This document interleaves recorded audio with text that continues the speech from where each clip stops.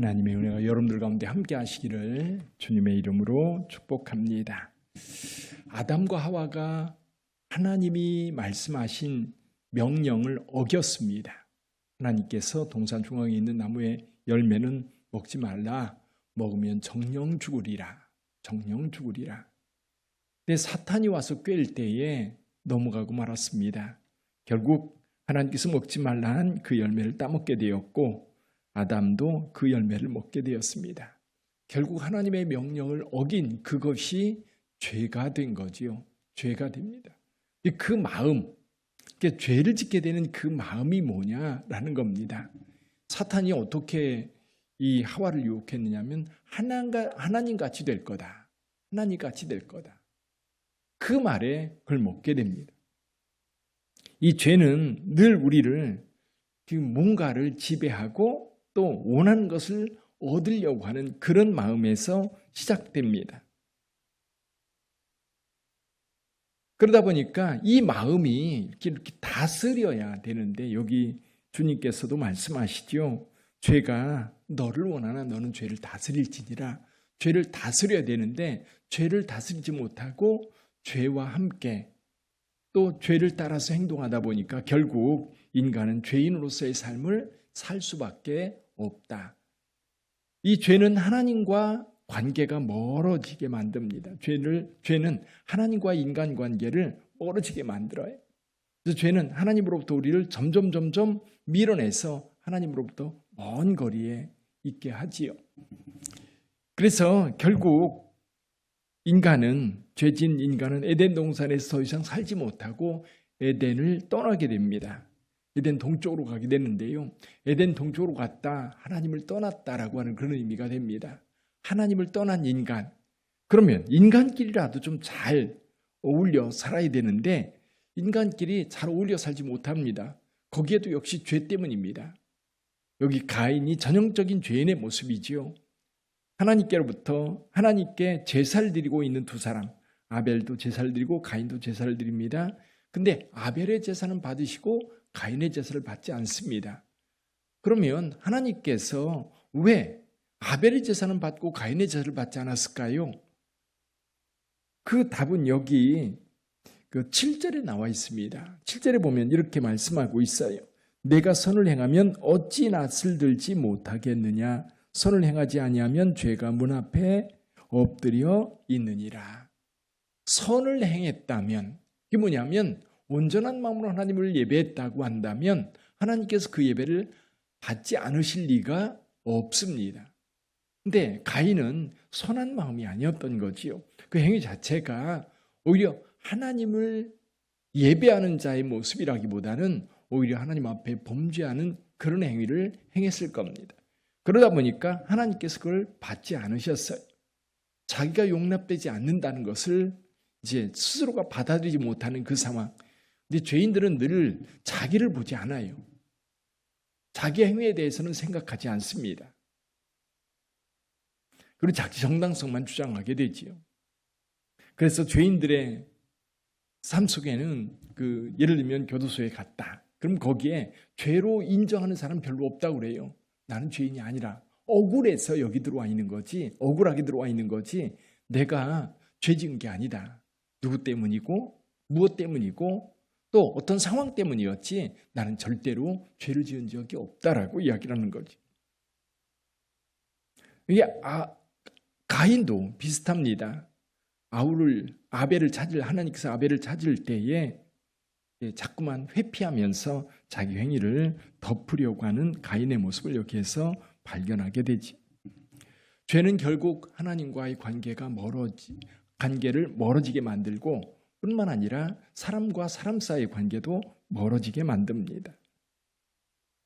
결국 이 죄는 그러다 보니까 하나님 없이 사는 삶, 어떻게 하면 하나님 없이 그들 스스로 살아갈 수밖에 없는 상황에서 스스로의 삶을 만들어 가려고 무던히 애를 씁니다. 결국 죄인들은 하나님을 떠나서 스스로의 삶을 살기 위해서 애쓰는 모습이 여기 본문에 나와 있습니다. 그러니까 가인이 가장 먼저 나가서 한 일이 뭐냐면 성을 쌓는 일이었어요. 성을 쌓는 일. 성이라는 뭐예요? 나를 보호하기 위한 최소한의 방어막인 겁니다. 성을 쌓아야 나를 보호할 수 있는 어떤 울타리를 만드는 거거든요. 사람들은 누구나 자기를 보호할 수 있는 울타리를 만들려고 하는데 그 울타리가 바로 성입니다. 그래서 그 성을 쌓는데 오늘날도 마찬가지예요. 그것이 돈이 될 수도 있고 그것이 권력이 될 수도 있고 그것이 어떤 힘이 될 수 있습니다.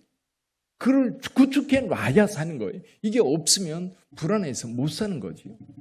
왜냐하면 인간은 스스로 살아가야 되는데 스스로 살아갈 힘이 많이 부족하거든요. 왜냐하면 우리는 하나님의 도움이 아니면 온전한 삶을 살아갈 수 없습니다.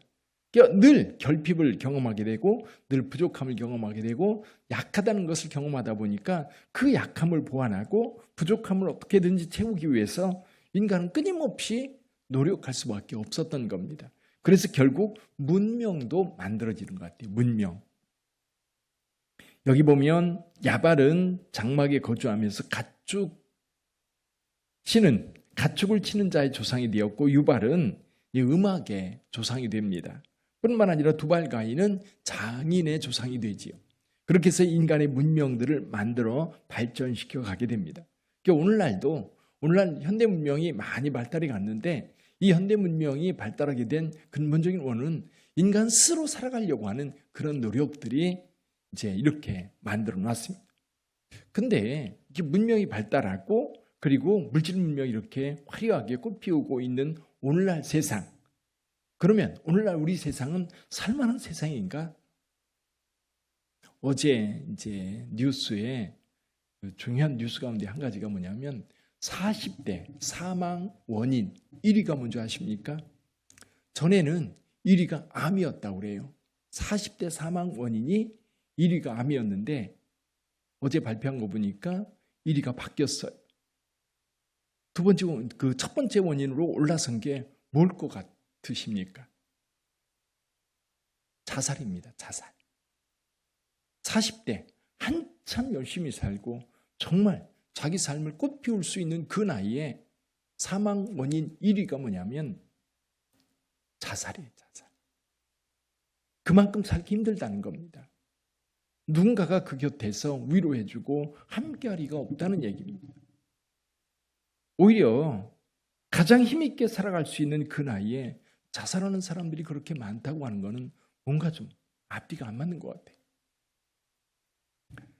사랑하는 성도 여러분, 인간은 죄 때문에 하나님과 멀어졌고 죄 때문에 인간과 인간 사이에 끊임없는 갈등, 다툼, 전쟁 이루어지고 있는 겁니다. 오늘날도 끊임없이 전쟁이 이루어지고 있는데 그 전쟁의 내용을 보면 누군가를 위해서 싸우는 게 아니에요. 욕심이 결국 전쟁을 발발하게 하고 양측 엄청난 피해를 주면서 결국은 나중에 승리자 없이 끝날 거예요. 이게 인간의 현실인 거지. 그러니까 끊임없이 하나님 없이 살아간다고 하는 것은 멸망을 위해서 달려가는 것과 같습니다. 근데 여기서 우리가 잊지 말아야 될 것이 있어요. 하나님 없이는 평안한 삶을 살 수 없다는 사실, 하나님이 없이는 우리가 풍요로운 삶을 살 수 없다는 사실. 그런데 하나님은 멀리 있고 인간 스스로 열심히 살아가면서 열심히 뭔가를 만들어 가려고 하는데 그 궁핍은 끊임없이 인간의 삶을 괴롭히고 있습니다. 여기 한 가지 더 깨달아야 될 것은 뭐냐면 인간이 하나님을 떠났지만 하나님은 우리를 떠난 게 아니라는 사실이에요. 하나님은 끊임없이 우리 곁에서 우리와 함께하고자 합니다. 처음 아담과 하와가 선악과를 따먹고 하나님 앞에 범죄했을 때에 그들은 스스로 무화과나무 잎으로 그 부끄러운 부분을 가리려고 했습니다. 근데 하나님께서는 가죽옷을 만들어서 그들을 입히십니다. 또 여기 가인이 이제 하나님께서 벌을 내려 유리하는 자가 되게 할 때에 가인이 자기 죄가 너무 고통스러워서 나를 만나는 사람들이 나를 죽일 겁니다라고 할 때에 가인에게 표를 주어서 누구도 가인을 함부로 해하지 못하도록 그렇게 만듭니다. 그들은 분명 죄인들이에요. 그럼에도 불구하고 하나님은 그들을 보호하고 계시고 그들이 죄를 회개하고 돌아오기를 간절히 바라십니다. 네, 하나님께서는 이스라엘 백성들과 함께하면서 이스라엘 백성들이 하나님과 함께하려고 하는 그 적극적인 마음을 기대했습니다마는 이스라엘은 그렇지 못했어요. 결국 하나님께서 직접 우리 가운데 오셨던 겁니다. 그분이 바로 예수 그리스도죠. 예수께서 우리 가운데 오셔서 우리와 함께 하시면서 하나님 앞으로 돌아오기를 그렇게 간절히 우리에게 원하십니다. 사랑하는 성도 여러분, 우리 하나님께서 우리를 불러 하나님의 자녀 삼으시기를 원하세요. 하나님께서 굳이 우리 가운데 오신 이유가 뭐예요? 하나님의 사랑 우리에게 보여주시고 그리고 우리를 대신하여 십자가의 죽으심으로 말미암아 그 사랑이 어떤 건지 우리로 하여금 알게 하려고 이제는 그 예수 그리스도를 믿음으로 인하여 우리는 하나님 앞에 가까이 나갈 수 있게 되었어요. 어제도 말씀드렸던 것처럼 아담과 하와는 죄를 범함으로 우리 가운데 죄를 가지고 왔다면 예수 그리스도는 우리에게 무엇을 가져다 주셨어요? 이 모든 유혹을 다 물리치시고 우리를 위하여 십자가를 지심으로 인하여서 우리에게 구원을 가져다 주셨어요. 우리에게 구원을 가져다 주셨어요.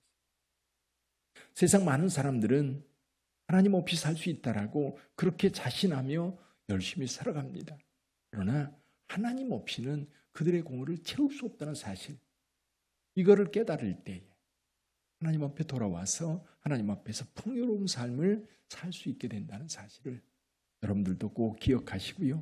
또 여러분 주변에 있는 사람들한테 여러분 예수만이 우리의 삶을 풍요롭게, 예수만이 우리를 안전하게, 예수만이 우리에게 소망이라는 사실을 분명하게 전하면서 살아가는 저와 여러분들이 되기를 주님의 이름으로 축원합니다. 기도하겠습니다.